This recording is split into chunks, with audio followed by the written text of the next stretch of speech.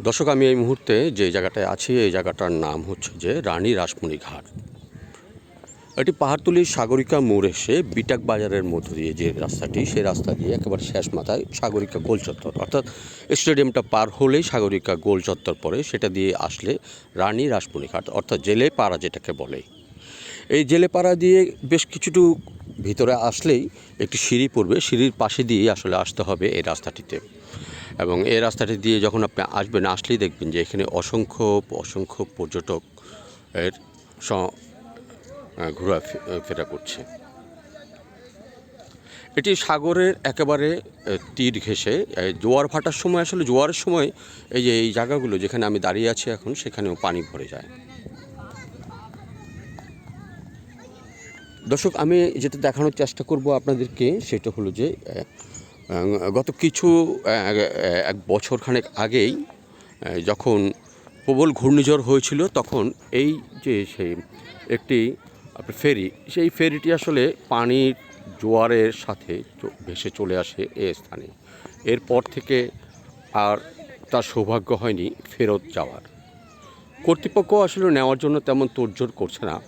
অনেক দিন যাবতীয় আমরা দেখি যে এটা এভাবে পড়ে আছে বছরের পর বছর। হয়তো একটি সময় ধ্বংস হয়ে যাবে, নিলামে উঠিয়ে তা নিলাম হবে। চট্টগ্রাম শহরে প্রতিদিনই হাজার হাজার দর্শনার্থী চলে আসে এখানে বিনোদনে।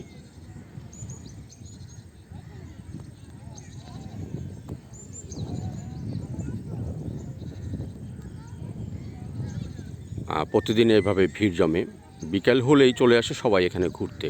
চট্টগ্রাম শহরে এত সুন্দর একটি জায়গা যেটা কল্পনাও করা যায় না। শহরের কোলাহল থেকে মুক্ত এমন নির্জন এলাকায় ঘুরলে কার না মন ভালো লাগবে? সবারই মন ভালো লাগবে। এমন সুন্দর গাছের একেবারে মনে হয় যেন আমরা একটি সুন্দর বনের ভিতরে চলে এসেছি। ঘন বন, আমি দেখানোর চেষ্টা করছি, একেবারে ঘন একটি বন।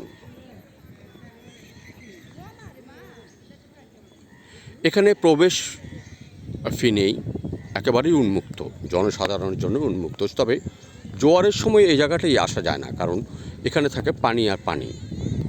ভাটা, জোয়ার গিয়ে যখন ভাটা টান পড়ে, তারপরে আস্তে আস্তে শুকিয়ে যায় মাটিগুলো, তখনই আসলে ভ্রমণের উপযুক্ত হয়ে ওঠে এই জায়গাটি। চট্টগ্রাম শহরে যে কোনো জায়গা থেকে যদি আপনি এই জায়গাটা আসতে চান, তাহলে যদি আপনি সেই বদ্ধহারাটের দিকে থেকে আসেন, তাহলে আপনাকে অবশ্যই জিসি মোড় হয়ে একেখান হয়ে তারপরে আসতে হবে এই জায়গায়। আর যদি আপনি আগ্রাবাদ থেকে আসতে হয়, তাহলে আপনাকে সেই বরপোল হয়ে আপনাকে আসতে হবে এই সাগরিকার মোড়। তারপরেই আপনি রিক্সা বা অটোতে করেও চলে আসতে পারবেন এই রানী রাসমণি ঘাটে।